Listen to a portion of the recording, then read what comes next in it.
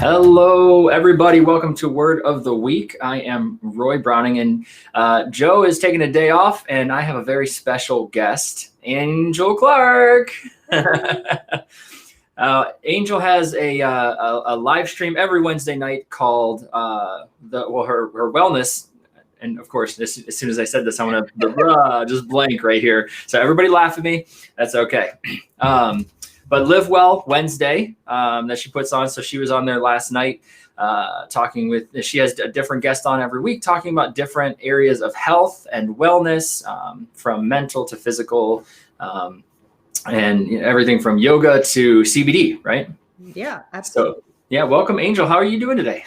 I'm doing good. It's a little early for me, but because I was on last night, I usually have to decompress from the Facebook Live and then to jump into this one. I'm like, wow, this is kind of awesome in a new world. But, thank you guys. I'll try to do my best to fill the shoes of Mr. Joe Mans. I wouldn't try to do that. Just be yourself. The best part about life is that we all wear different shoes.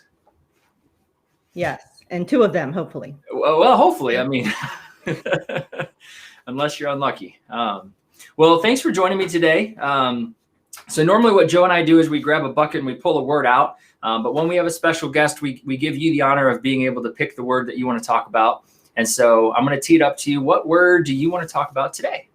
Well, since you kind of teed it up a little bit earlier, I think the word I'm going to choose is wellness. And the reason why is because me personally, I've been on kind of a wellness journey the past year or two.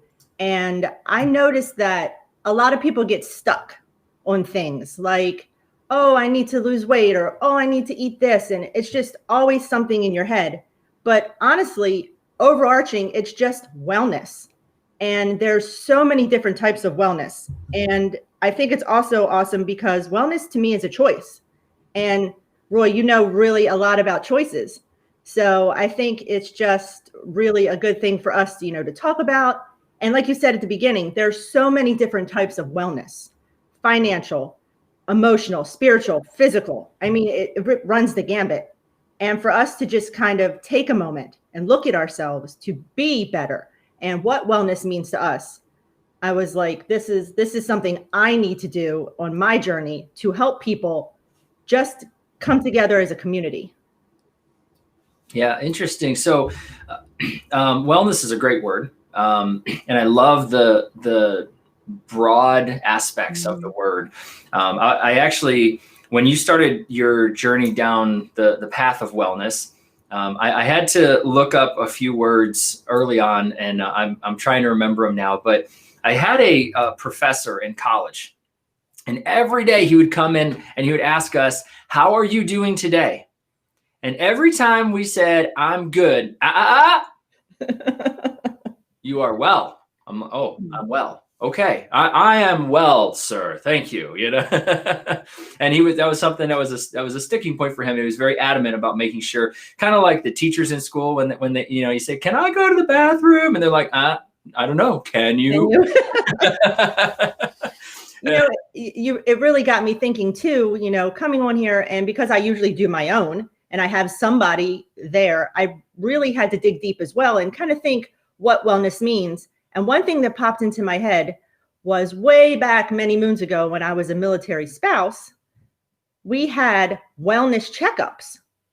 And I never put two and two together that they weren't asking you, how do you feel today? It was, are you a smoker? Do you exercise? Are you doing yoga? Like those questions made the whole wellness update. And then I think you got a huge, printout on what the military thought that meant. But, you could take it with a grain of salt and make choices to make changes in your life to be better and feel well. Yeah, that's interesting. And I think that it is individual as well, correct? So what is something that is well for one person might not necessarily be well for another person. And I think that we can agree that there are certain things in life that are not things that are going to produce wellness. Things, cancer causing things might not be the best of choices, but what is right for one person might not be right for another person. And, like diet and eating, that's a good category. I had a conversation with somebody the other day, and we were talking about diet, and they said, nah, no diet has ever worked for me. And I was like, all right, well, how many have you tried? And they're like, 5.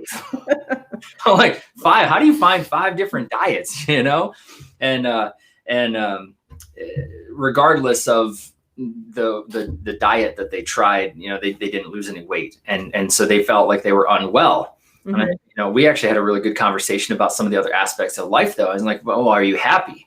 Are you, do you have enough energy to get through the day? And it led into an exercise conversation. Are you exercising, and how is that impacting your wellness?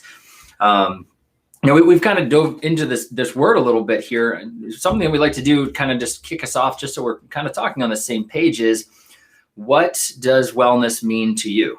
And so normally the person that's the word of the week, they get to, when they pick it or they draw it, they have to go first. So, but you're a guest, so I'm gonna let you either take on that challenge, or I want to let you defer it. What would you like to do? Would you like to define it first, or do you want me to make a pathetic attempt at defining the word from my perspective? And I think I'll actually take the first stab at it. And It kind of goes back to my journey, because I was diagnosed with Lyme disease in October.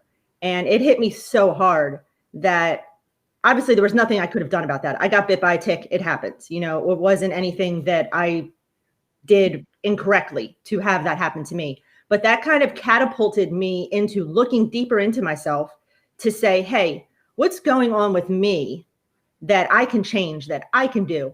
And I actually worked with you, Roy, last year to do a exercise on, finding our why. And my why was to, give to people, give love, give those type of things. And an aha moment, I was like, okay, I need to make myself better. And then for me to be well, because my why is to give, then I need to do something for others. And that's where I started my Love Across brand, the Live Well Wednesday. I do healing bracelets. I mean, it's a whole gambit now. So just being able to find my why and actually put that into some type of, plan is wellness for me. And everything just starts to fall in place, because doing the research and learning about it, the health and the, talking to people about finance, like financial health. People don't even think about that, but when your finances are good, you feel good. And it's just amazing how all of these things correlate. So wellness for me overall was taking a look at myself, laying out those pieces and parts, and deciding which ones were the most important and made me feel happy and better, and take action on those choices to actually put a plan together and follow through, make it a habit. So that's kind of like where I am with the wellness, journey for me personally, and helping others. Yeah, I love that. And I love that there are so many aspects of your wellness that are tied to your why. I think that what I heard from you is when you're overly, when you're unbalanced in one direction, it can lead to that imbalance in your life can cause stress. Mm-hmm. And that stress can take away from your wellness. And I like the word balance a lot. It's been something I've been kind of studying over the last 13 months, trying to figure out what is balance, how do you obtain balance. And what's interesting in terms of wellness is when we overly focus on one area of our wellness, we can neglect other ones, in which case that can make us unwell. So for example, financial health. If I am overly concerned with my financial health, my physical health could be at risk.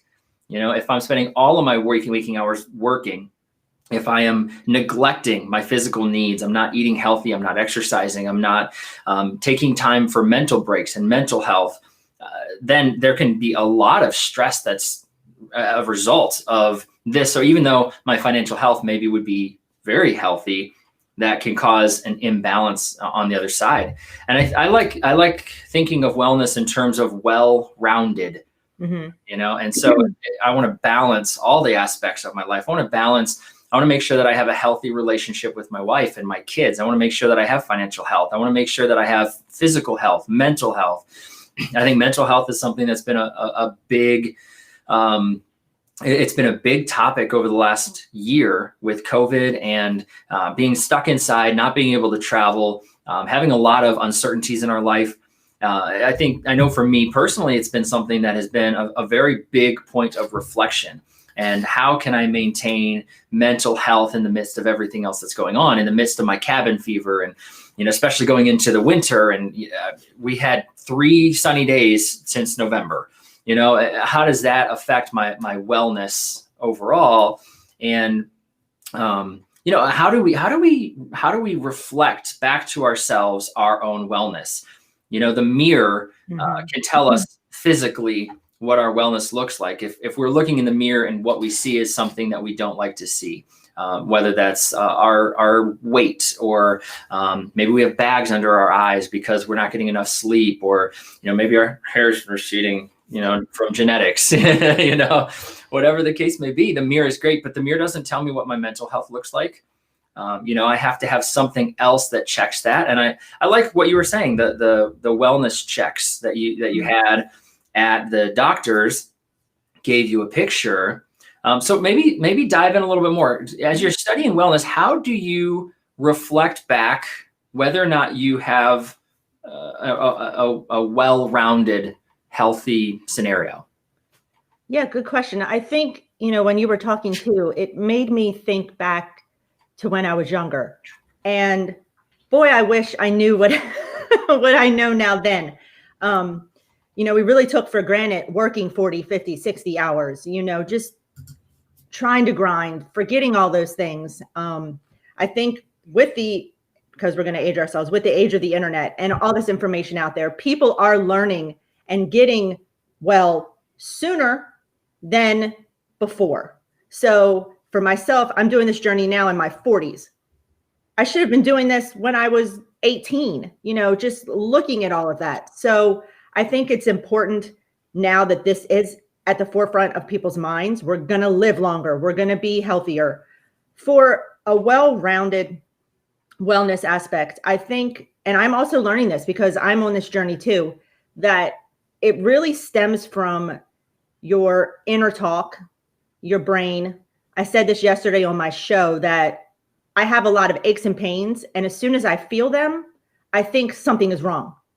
But it should actually be the opposite, where my brain is saying, hey, your body is fine. Don't, that little twinge is just life. So take it in that way. So being able to really sit with yourself, if it's meditation, if it's praying, if it's any of those type of things, and listening to the conversations. I know we've done the exercise where we sit for an hour and just write things and just brain dump everything. That's just so cathartic. And even these Facebook Lives, for me, they're very cathartic. So if you can find that thing that releases all the tension and stress, you'll be able to pick the pieces and parts, like I said before, that will make you whole and well-rounded. It's different for everyone, like you said, Roy, but it's also definitely different for males and females because we're emotionals, and there's different things going on there that we have to really look at how we were raised, what our outlook on the future is, how we were, just put together to make wellness look right. So it's not the same for everyone. It's going to be different. And I think just learning that and not looking at your peers and saying, oh, well, he's making $1 million and he is a supermodel, I feel like I'm inferior. No, you are who you are, and it's your journey, and make yourself right. And then wellness, I think, will just fall into place. Yeah. I think sometimes that journey to wellness can be a little overwhelming. I'm sorry. I couldn't help it. Comment below if you want to never say a pun ever again. And I'll block you because that's all I know these days. No, I'm kidding. No, but seriously, I think that you make a great point. When we do the exercises of just writing for an hour, I write a lot of questions that I don't have answers to. But when I take a walk in the woods, especially like if I can take a walk with my wife and just say them out loud and talk with her, she asks me questions back that really help me to focus in on what the underlying issue is. That there's something deeper. And I love what you're talking about with the it's a journey. It's not a destination, but it's also, it's not one that we can compare with somebody else. Right. You know, we've made the choices in our lives that have brought us to where we are today. And we can't change any of those choices that we made previously. However, we can choose today to change and point towards a different destination. That has nothing to do with whether the choices we made were right, wrong, or indifferent. You know, there were choices that we made sometimes because we had to. There were choices that we made sometimes because we wanted to. Sometimes we gave in to what we wanted right now, and we gave up what we wanted most as a result of just overwhelm in the moment of that situation, you know? Mm-hmm. I mean, as a type 1 diabetic, I have to manage my sugar. That doesn't mean that there aren't times that I go over to the candy box, I reach my hand in, I grab a whole bunch and just pray that I can give myself enough insulin that I don't go to hospital. Once. It happened once. Don't judge me. Okay. I see that look in your eyes. And then you get a good talking to about that. Don't worry. I hope my endocrinologist isn't watching this. No, but in all honesty, though, it is our own journey. And, you know, something that Joe and I have been talking about a lot lately is the path to better and the pursuit of better. And, you know, we're actually in the process of building a system that we can work with individuals and groups to identify the places where we want to be better and put a plan together to get to those better places in baby steps. So it's not overwhelming. Right. So that it is something that is achievable. If there's one thing I've learned over time is that I can identify everything that's wrong with my life, but if I try to fix everything that's wrong with my life, nothing gets fixed, because after a week or two, it's all going down the toilet. So how about you? As you've been on this journey for about a year, how do you keep from being overwhelmed with all the things that need to be, you know, looked into when it comes to wellness? And how do you make your choices on what you're going to focus on? Oh, well, that's saying that I'm actually doing it. It's definitely difficult. I've had to really limit a lot of things, but I think your body is so smart that when it starts talking to you, you need to listen. I know you've heard that before, but it is telling you things like, really, you know, I had a massive panic attack and something stressful happened in my life and I had to change. Obviously, you don't want to get to that point, but there are cues and things along the way that's telling you to slow down, to stop, to take a moment and listen to your friends, because your friends are going to see it before you do.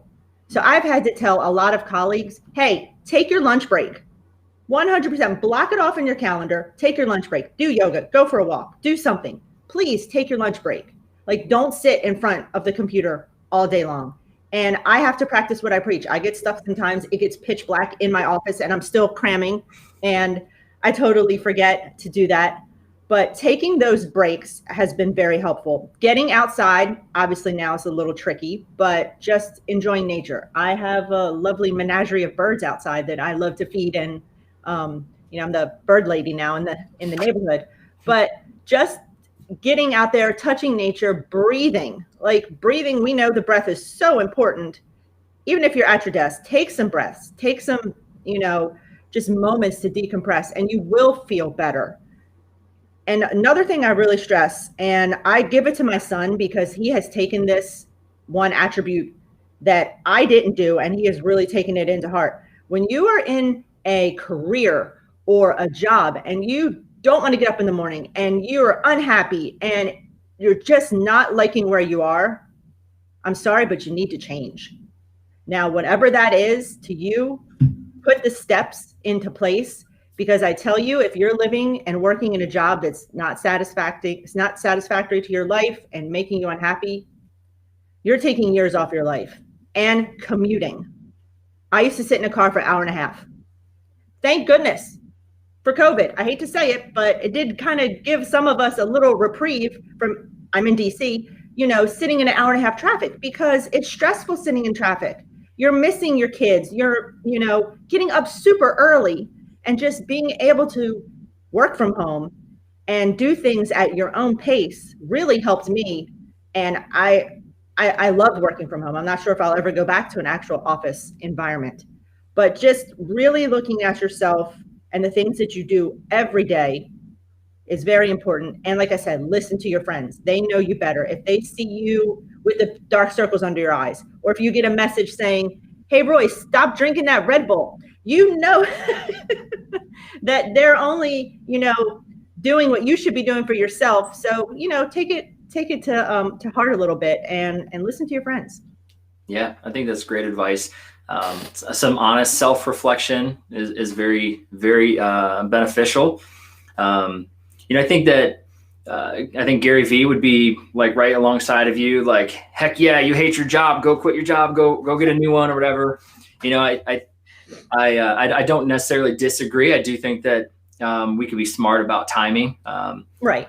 Joe and I actually kind of funny. We kind of go back and forth. The Grant Cardone versus the Dave Ramseys. Kind of two different schools of thought, but kind of getting towards the same direction, where one says, just go for it and, build a plan as you're going down. And the other one says, plan, strategize, build up enough business on the side. So that way, right. Have a job, that pays you as much or more than your current job, whatever the case may be.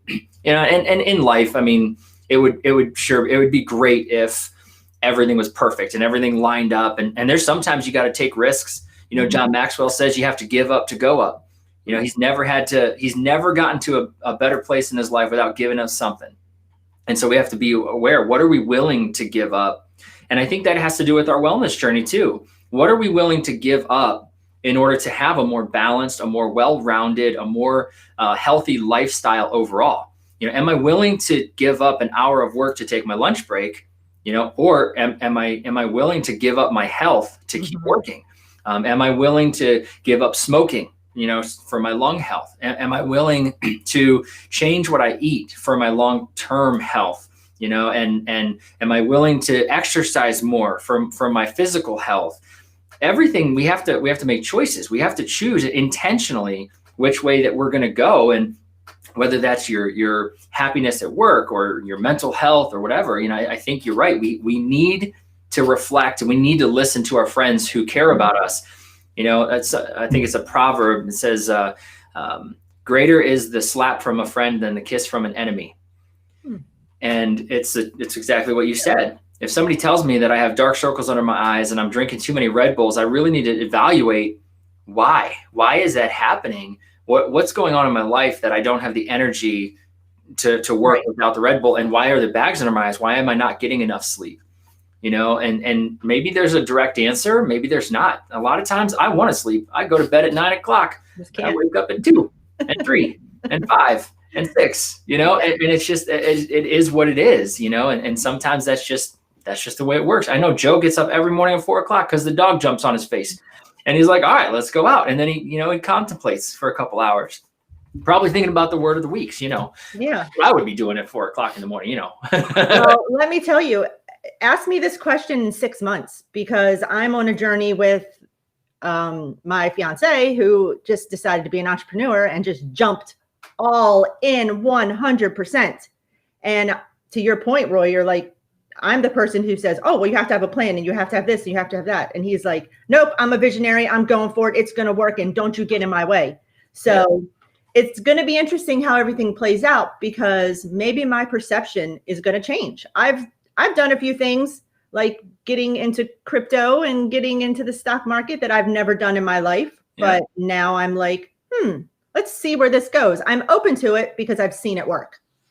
Yeah, I flashed up this message here from Todd Fitwater, and I think this is really good, a good comment because our hearts can lie, and we have to be very careful about having logic balance our emotions.